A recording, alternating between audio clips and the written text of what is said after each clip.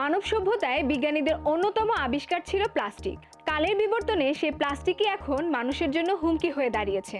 পরিবেশ দূষণের অন্যতম কারণ হয়ে উঠেছে এই প্লাস্টিক। প্লাস্টিকের ক্ষুদ্র কণায় দেখা মিলেছে পৃথিবীর সর্বোচ্চ শৃঙ্গ মাউন্ট এভারেস্ট থেকে শুরু করে পৃথিবীর গভীরতম প্রশান্ত মহাসাগরের 7 মাইল অতলে মারিয়ানা ট্রেঞ্চ থেকে আর্কটিক বরফ পর্যন্ত।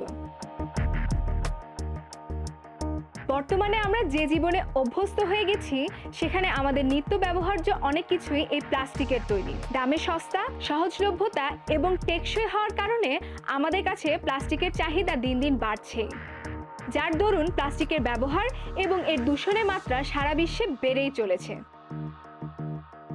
প্লাস্টিককে বলা হয় নেসেসারি ইভেল। নিত্য ব্যবহার্য প্লাস্টিক বর্জ্য, কলকারখানা থেকে নির্গত বর্জ্য পদার্থে মিশে থাকা প্লাস্টিক প্রতিনিয়ত মিশছে পরিবেশে। এসব প্লাস্টিক তাপমাত্রা, অণুজীব এবং নানা কারণে ভেঙে পরিণত হচ্ছে ক্ষুদ্র প্লাস্টিক বা মাইক্রোপ্লাস্টিকে। যেসব প্লাস্টিকের আকার 2 মাইক্রোমিটার থেকে 5 মিলিমিটারের মধ্যে, সেসব প্লাস্টিককে মাইক্রোপ্লাস্টিক বলা হয়।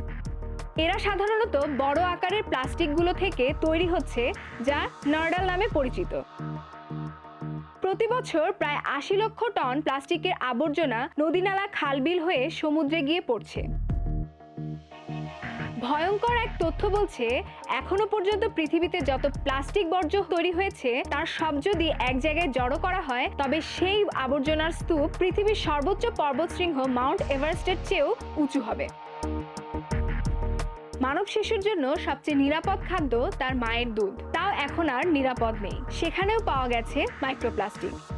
তার মানে যে শিশু আজ ভূমিষ্ঠ হচ্ছে সেও মায়ের পেট থেকেই প্লাস্টিক সঙ্গে নিয়ে দুনিয়ায় আসছে। এছাড়া টি ব্যাগ প্রাকৃতিক ফাইবার দিয়ে তৈরি হলেও তা এঁটে দিতে ব্যবহার করা হয় প্লাস্টিক, যার ফলে উচ্চ তাপমাত্রার প্রভাবে টি ব্যাগে, চায়ে মিশে যেতে পারে মাইক্রোপ্লাস্টিক।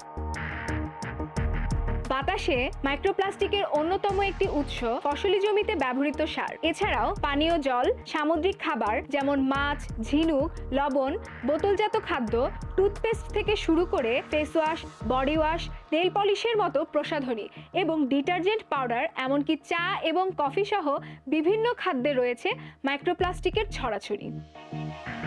বিশ্ব স্বাস্থ্য সংস্থার পরিসংখ্যান অনুযায়ী প্রায় 93% প্লাস্টিক বোতলে রয়েছে মাইক্রোপ্লাস্টিক। একই প্লাস্টিকের পুরনো বোতলে দিনের পর দিন পানি পান ডেকে আনতে পারে বড় বিপদ। এই মাইক্রোপ্লাস্টিকের কণা বাতাস, জলে বা খাবারে মিশে আমাদের মুখ, নাক বা শরীরের বিভিন্ন ছিদ্র, যার সঙ্গে বাহিরের পৃথিবীর সংযোগ রয়েছে, তার মাধ্যমে শরীরের অভ্যন্তরে প্রবেশ করে শরীরে ঝুঁকির সৃষ্টি করে। একই সাথে শরীরে প্রবেশ করার পর বিশেষ ধরনের 3টি জিনের মাধ্যমে অ্যান্টিবায়োটিক প্রতিরোধী ব্যাকটেরিয়া জন্মাচ্ছে, যা নানা সংক্রমণজনিত রোগ, স্তন ক্যান্সার, পুরুষদের শুক্রাণুর পরিমাণ কমিয়ে দেওয়া, মহিলাদের হরমোন ক্ষরণে বাধা তৈরি, হৃদরোগ ও শ্বাসকষ্ট জাতীয় রোগের ঝুঁকি বাড়িয়ে দিচ্ছে। শুধু মানব শরীরের জন্যই নয়, এই প্লাস্টিক পরিবেশের উপরও ফেলছে মারাত্মক ঝুঁকি। বর্তমানে প্রায় 51 ট্রিলিয়ন মাইক্রোপ্লাস্টিক সমুদ্রে ভেসে বেড়াচ্ছে। সমুদ্রে ভাসমান প্লাস্টিক বর্জ্য সূর্যের অতিবেগুনি রশ্মির সাহায্যে ভেঙে মাইক্রোপ্লাস্টিকে পরিণত হয়।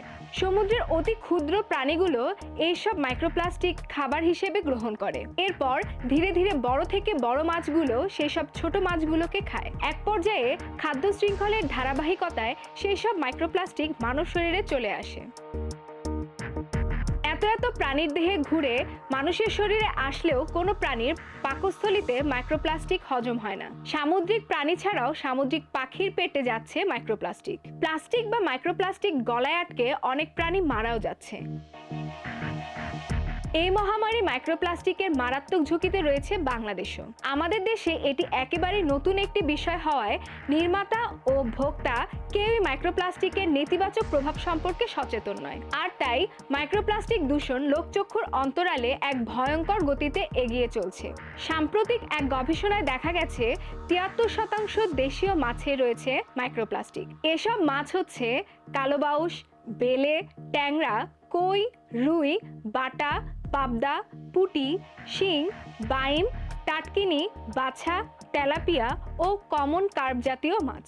এর মধ্যে আবার টাটকিনি ও ট্যাংরা মাছের শরীরে প্লাস্টিকের পরিমাণ সবচেয়ে বেশি। কয়েক বছরে দেশে উৎপাদিত সামুদ্রিক লবণে ক্ষতিকর মাইক্রোপ্লাস্টিকের পরিমাণ বৃদ্ধির তথ্য পাওয়া গেছে সাম্প্রতিক এক গবেষণায়। 2023 সালের গবেষণায় দেখা গেছে উপকূলবর্তী দ্বীপ কুতুবদিয়ায় মাইক্রোপ্লাস্টিকের ঘনত্ব সবচেয়ে বেশি। গবেষণায় বলা হয়, দক্ষিণ কুতুবদিয়ার প্যানে প্রতি কেজি লবণে 1253টি এবং উত্তর কুতুবদিয়ায় 1026টি কণা ছিল। প্লাস্টিক বর্জনের জন্য গবেষকরা বলছেন, প্রথমত বিকল্প হিসেবে কাগজ, কাপড়, বায়োডিগ্রেডেবল ব্যাগ অথবা চটের ব্যাগের ব্যবহার বৃদ্ধি ও সহজলভ্য করতে হবে। দ্বিতীয়ত প্লাস্টিক কম ব্যবহার করা, কাঁচ, অ্যালুমিনিয়াম, সিরামিক ও মাটির বাসনকোসনের ব্যবহারে অভ্যস্ত হওয়া। তৃতীয়ত অপেক্ষাকৃত পুরো প্লাস্টিকের থলি ধুয়ে ও শুকিয়ে আবার ব্যবহার করা এবং চতুর্থত প্লাস্টিক বর্জ্যকে আবার অন্য রূপে ব্যবহারযোগ্য করে তোলা। বাংলাদেশ বিশ্বের প্রথম দেশ হিসেবে 2002 সালে পলিথিন শপিং ব্যাগ ব্যবহার পুরোপুরি নিষিদ্ধ করে, যদিও এখন অবাধে চলছে এর ব্যবহার। প্লাস্টিক দূষণকারী দেশের তালিকায় বাংলাদেশের অবস্থান শীর্ষে, যার মূল কারণ হচ্ছে প্লাস্টিক বর্জ্যের অব্যবস্থাপনা। যে প্রকৃতি ও পরিবেশ আমাদের ধারক, তাতেই দিনের পর দিন আমরা যেভাবে ছিদ্র তৈরি করে চলেছি তা বিরাট গহ্বরে পরিণত হতে আর বেশি দেরি নেই। নিজেদের এখনই নিয়ন্ত্রণ না করলে সেই কালের গহ্বরে হারিয়ে যাবে গোটা সভ্যতা। নিজেদের অস্তিত্ব রক্ষা করতে প্লাস্টিক নিয়ে সচেতন হতে হবে এখনই।